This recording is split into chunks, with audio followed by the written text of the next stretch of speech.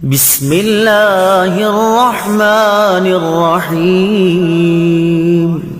ترجمہ: اللہ کے نام سے شروع جو نہایت مہربان رحمت والا ہے۔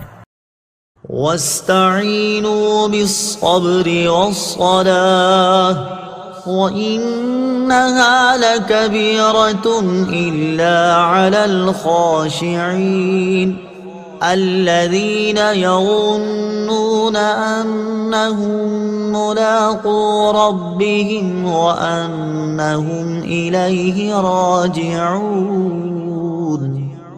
ترجمہ: اور صبر اور نماز سے مدد حاصل کرو، اور بے شک نماز ضرور بھاری ہے مگر ان پر جو دل سے میری طرف جھکتے ہیں، جنہیں یقین ہے کہ انہیں اپنے رب سے ملنا ہے اور انہیں اسی کی طرف لوٹ کر جانا ہے۔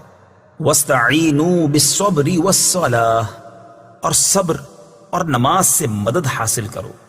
تفسیر صراط الجنان میں ہے، اس آیت کی ایک تفسیر یہ ہے کہ اس سے پہلی آیت میں بنی اسرائیل کو سید المرسلین صلی اللہ تعالی علیہ وسلم پر ایمان لانے، ان کی شریعت پر عمل کرنے، سرداری ترک کرنے اور منصب و مال کی محبت دل سے نکال دینے کا حکم دیا گیا، اور اس آیت میں ان سے فرمایا جا رہا ہے کہ اے بنی اسرائیل، اپنے نفس کو لذتوں سے روکنے کے لیے صبر سے مدد چاہو، اور اگر صبر کے ساتھ ساتھ نماز سے بھی مدد حاصل کرو تو سرداری اور منصب و مال کی محبت دل سے نکالنا تمہارے لیے آسان ہو جائے گا۔ بے شک نماز ضرور بھاری ہے، البتہ ان لوگوں پر بھاری نہیں جو دل سے میری طرف جھکتے ہیں۔ دوسری تفسیر یہ ہے کہ اے مسلمانوں، تم رضائے الہی کے حصول اور اپنی حاجتوں کی تکمیل میں صبر اور نماز سے مدد چاہو۔ سبحان اللہ، کیا پاکیزہ تعلیم ہے۔ صبر کی وجہ سے قلبی قوت میں اضافہ ہے، اور نماز کی برکت سے اللہ تعالیٰ سے تعلق مضبوط ہوتا ہے، اور یہ دونوں چیزیں پریشانیوں کو برداشت کرنے اور انہیں دور کرنے میں سب سے بڑی معاون ہیں۔ انہا لکبیرۃ الا علی الخاشعین، بے شک نماز ضرور بھاری ہے مگر ان پر جو دل سے میری طرف جھکتے ہیں۔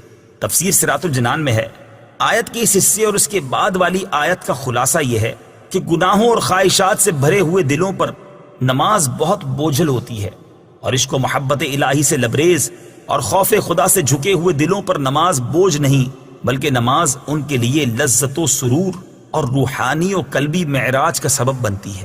اور یہ وہ لوگ ہیں جو اپنے رب عز و جل سے ملاقات پر یقین رکھتے ہیں اور اس مولا کریم کے دیدار کی تڑپ رکھتے ہیں۔